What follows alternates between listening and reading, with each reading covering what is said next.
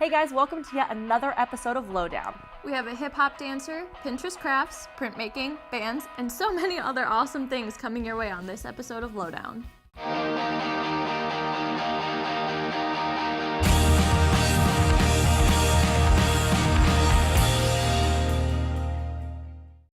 Hey guys, and welcome to Lowdown, the show that brings you all of the cool things happening in local art and music. I'm Riley. And I'm Kelly. Riley, I had so much trouble getting up this morning. Do you know why? Why is that, Kelly? I learned I've been brewing coffee wrong for like my entire life, so I just stopped making it and I've been really tired ever since. That's why I just go to Starbucks. Then you don't have to worry about things like that, Kelly. Yeah, but they can be so expensive. But not to worry, I learned some new coffee brewing tips from Akron Coffee Roasters at the Akron Art Museum. Let's check it out. So our partnership with Akron Coffee Roasters began last July, and shortly after I took over the position as cafe coordinator at the museum. When I began as cafe coordinator, something that was really important to me was bringing in local and really high quality products. And Akron Coffee Roasters sells only really high quality coffee beans, and they actually are located about a block down the street on High Street from us. They roast and deliver their beans to us weekly, which is really important to me, and they actually hand deliver them. It only made sense for us to partner with Akron Coffee Roasters, bring two Akron companies together. It is also really appealing because they use local artists to create artwork that they put on all of their coffee bags that they sell retail, and they use that for marketing purposes as well, which is, fits right in with the Akron Art Museum. They created a custom logo, and they use it on a bag that we distribute only here in the Akron Art Museum Cafe that kind of pictures the outside of our building, combining the new and the old buildings, and done in a really colorful style. And we have that in our cafe for sale daily. Today's event is the second of 5 coffee roasting events that we have here at the museum. This class is covering brew basics today, which is basically focusing on 4 main variables of brewing coffee, which involves coffee-water ratio and time. Albert from Akron Coffee Roasters will be discussing each of these variables and giving demonstrations on how to brew a proper cup of coffee through different techniques. There's actually 3 more of these events that are going to happen throughout the next 3 months. So the next one we're going to have is going to be on April 14th, which is going to be covering coffees from around the world. And we're going to pair each one of those coffees with pastry from Westside Bakery that's kind of in the same flavor profile. And then after that, we will have one in May, and then in June, the May will be roasting basics, and finally we'll end in June with a traditional coffee cupping, which is pretty cool. So if you want to find out about more events at the Akron Art Museum, you can go to the akronartmuseum.org and click on visit and then calendar. That will bring up our events calendar and all the cool events that we have going on at the museum.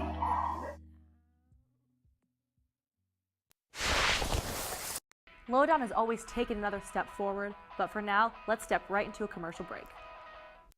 Welcome back to Lowdown. Riley, I was thinking the other day about talents that aren't really well known, but still really cool, like printmaking. Super cool stuff. Shannon takes us over to Akron's art space to see how it's done.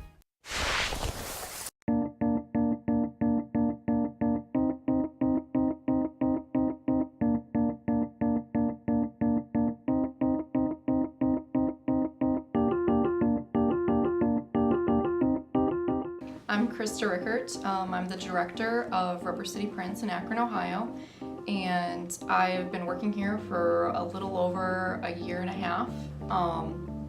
We started back in 2014, just setting up shop, and we opened in November of 2014. The printmaking process really involves a ton of different techniques. I mean, you're talking about a lot of different processes. What we offer here mostly is intaglio and planographic techniques. These techniques, basically, they're a little bit different. So planographic is really more working on the surface and applying ink to the surface of a matrix, which could be anything from a zinc plate to plexiglass. That's one of the processes that I'm going to show you today, which is a monotype process. The intaglio process is sort of an umbrella term. You get a lot of processes under that, like dry point and etching and mezzotint. We offer a lot of the different processes here individually through our core workshops.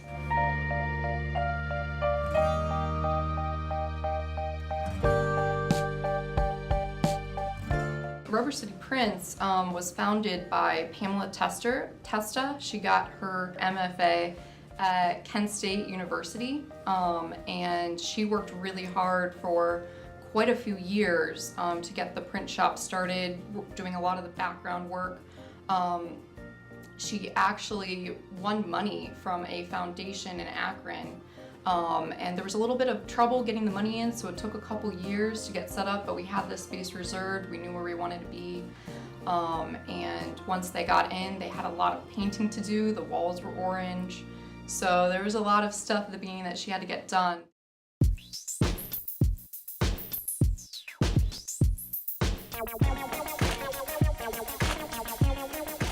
Our community studio space is in here. It's within Summit Art Space, so not only are we part of the Summit Art Space community, but we're also part of just our studio, Rubber City Prints. And so when people come into Rubber City Prints, they can either have very little experience or be more advanced. And so depending on where they are, we can help train them to be, get more used to the processes and really work up to working on their own.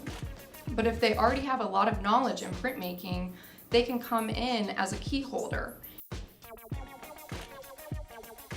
As a printmaker, I get my inspiration from the idea that printmaking involves so many different processes in art. More as an artist, I feel that printmaking can allow me to explore painterly techniques. It can allow me to explore sculpture through installation type processes. So there's a lot of different things that are involved, Wow, I just didn't realize how much actually goes into doing that. Another thing that's also hard work is dancing, not to mention making up your own choreography. I met up with Jason to check out his dance moves. My name is Jason Watkins. I am a senior at Kent State University.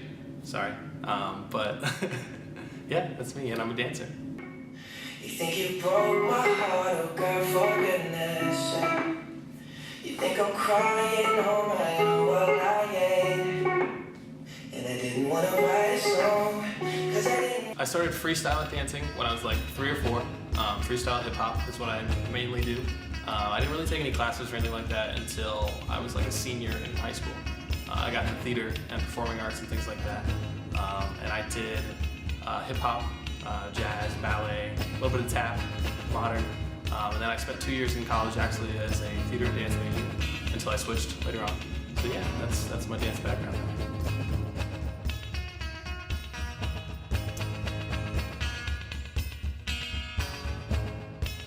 My favorite part of dancing is just the originality of it. It's that it doesn't matter what kind of dance you have or who you're close to in terms of style and things like that. Everybody has their own style, and I love seeing the differentiation in that, and that it's universal. It can be anything, it doesn't have to be one thing. It's not specific. I really appreciate that about it.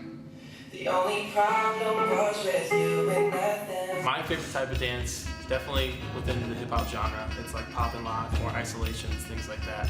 That's just what I do best. Yeah, so it's pretty much my type of dance. I love modern dance as well. Modern and ballet are really fun, important key things to get as a dancer. If you don't get it, it's not a big deal. But like for me, coming from a freestyle background, going into some more contemporary, traditional dancing and things like that, it was different, but it helped me find my style. Mama don't like you and she likes everyone. And I grew up watching and listening to Michael Jackson. That was a huge inspiration for me in terms of dance. Just as like a big artist, he was big for me. I used to dance in my living room in my underwear, and it was Michael Jackson that was always on. So.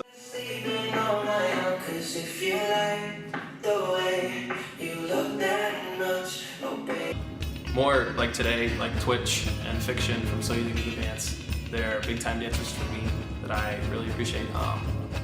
On the flip side of that, you know, those are like the hip hop and a little bit of, you know, the poppier dancers, Gene Kelly, Fred Astaire, those kind of more musical theater traditional dancers as well are just like phenomenal. So those people are definitely big influences in my dance life.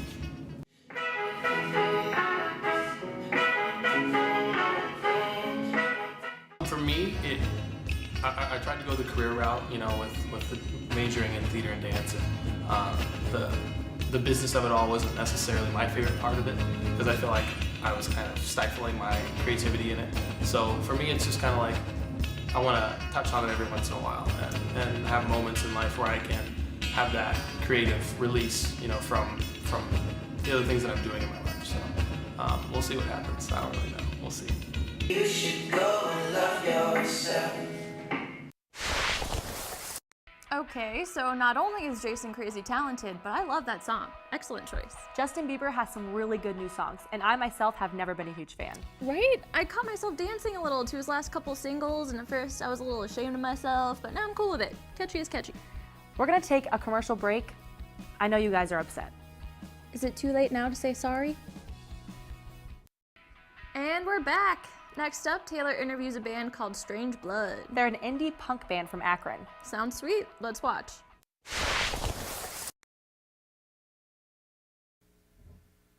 I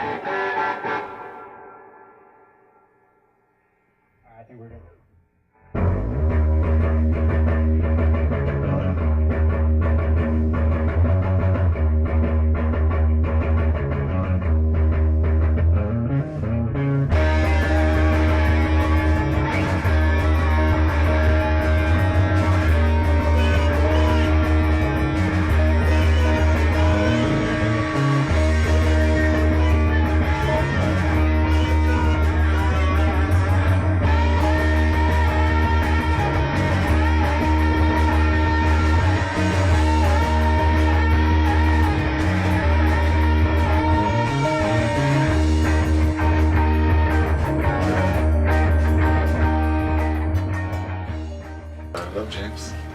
I'm James. I play guitar, share lead vocals, and I write all the songs, mostly. I'm Jason. I play bass and I share lead vocals too, and I bring the looks. Anthony, drums. Brett, organ. The name of our band is Strange Blood. Pretty much, I left a short-lived hardcore band, and then I started jamming with Brett over here, and we're just kind of going through like a rotating cast of drummers and bass players, and then we hooked up with Anthony, and it was going pretty well. And then I eventually hit up Jason, who I probably hadn't seen in like 5 years, like 4 or 5 years, and it just kind of like stuck. And then we messed with trying to get a just solely singer. They would just only sing, but and that didn't work out. No one really worked out. So then Jason and I just started doing it, and we started playing shows and recording that way. And what we're working towards currently, like we have recorded stuff in our lovely humble abode that we practice in, but the ceiling is yay high, and when you just kind of stand a couple mics up and play, we want to get like something clean, something that's like done the correct way, because really I think we sound awesome live with a sound guy because we're leveled, and I don't know, like it just down here it doesn't always work that way, and I don't know if any of us, like we don't have the equipment and maybe not the know-how, but like when we've had people set us up, we've sounded really good. So I think having like a professional sheen on our songs, and it's all original too, like we play covers for shows, like 1 or 2, but James over here has been like, he's got riffs for days, so we want to get some of them sounding pretty, and then I think once we have like a way to promote ourselves through having like a clean recording, then get some bigger shows hopefully. I mean, but I'm not trying to get famous. All right, I'll stop. I want to run on sentence over. hold a vinyl record of our music in my hand is what I mean. I really want more so than just like touring so much, because we really can't, and it's hard to commit that much time to it when we all have bills to pay. So I'd like to have a record.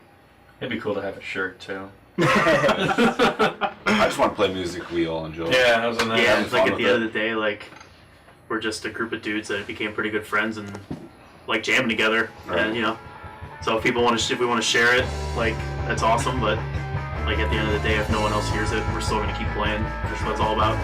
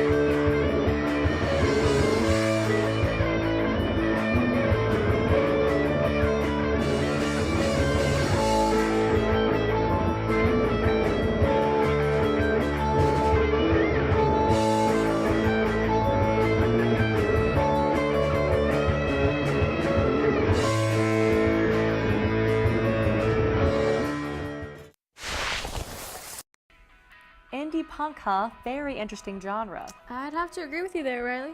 Kelly, if you had to choose your favorite app on your iPhone, which one would you choose? Ooh, that's a tough question. I think I'd have to say Snapchat. What's yours? Snapchat is definitely my top 3, but Pinterest has to be number 1. I mean, I could be on there for hours and the fun never stops. You know, they always have really interesting crafts on Pinterest, and I've tried and failed at so many of them. Emily actually tries some of these Pinterest crafts for her segment. Let's check it out. Hey guys, so I'm sure most of you have heard of or at least tried to do a Pinterest craft before. They're known for being pretty difficult, but I think I found one that most anyone can do. And don't worry, you don't have to go to 4 years of art school to do this one. The craft is called hot glue stencils, and you can use it on pretty much anything. Today I'm using a canvas. I've seen it done on pillowcases, I've seen it done on walls, or pretty much anything you want to put a stencil on. To do this craft, you're going to need a few things. That includes hot glue sticks, a hot glue gun, some tin foil, your canvas, and some paint. The first thing you want to do is measure and cut a piece of tin foil to match the size of your canvas. This way you know that your stencil will cover the entire area. Once you know that your tin foil is the right size, you can put your canvas aside and get ready to start your stencil. The cool thing about this craft is that you can do any kind of stencil you like. This time, I chose to do tons of circles for my stencil. If you like, you can sketch out your stencil first onto the tin foil, or you can just freehand it like I chose to do. When you're making the stencil, make sure that all parts of the stencil are touching. If you don't, once the glue is dry, your stencil will be in separate parts. If you want your pattern to show up nice and bold on your canvas after you're done painting, make sure your shapes and patterns are thick. Just keep going over each shape like I'm doing until you get your desired thickness. Once you finish your stencil, let the glue dry for at least 10 minutes so it's set and easy to peel off the tinfoil. After the 10 minutes is up, simply peel the tinfoil off of the glue stencil. This part takes a little patience, but it's worth it in the end. The end result should look something like this. Now the fun part. Take your canvas, stencil, and paint outside or to a well-ventilated area. Take your stencil that you worked so hard on and lay it down on your canvas so they line up. From here, the canvas is all yours to paint with whatever colors you like. Maybe you just want to try a solid color, or maybe an ombre palette like I chose to do. Whichever colors you end up choosing, just make sure you paint the entire canvas. Once you're satisfied with your paint job, let it dry for at least 20 minutes or until it's dry to the touch. From there, you can peel away your stencil and see what beautiful artwork you've created. Alright, the paint is dry and the craft is done, and I've got to say, I think this turned out pretty nice. If I were going to rate it though, I'd give it about an 8 out of 10 because you got to have a lot of patience with the hot glue and you got to wait for the paint to dry, which is always annoying. But overall, not a bad craft for Pinterest. I did another one earlier, and as you can see, you can do any type of pattern really. You can do words. Very versatile craft. And yeah, I would definitely recommend this, and hopefully you guys try this and enjoy.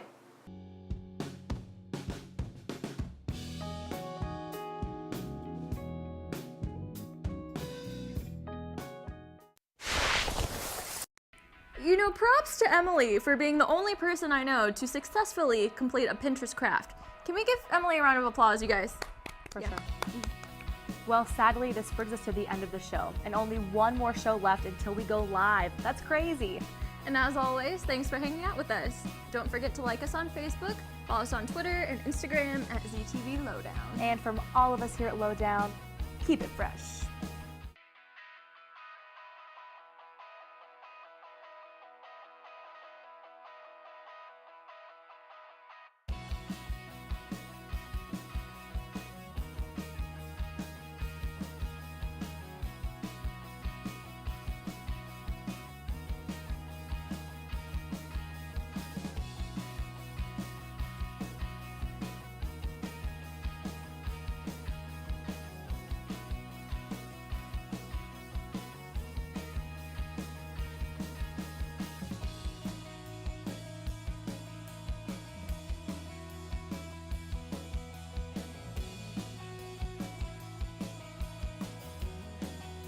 This program was produced by ZTV at the University of Akron.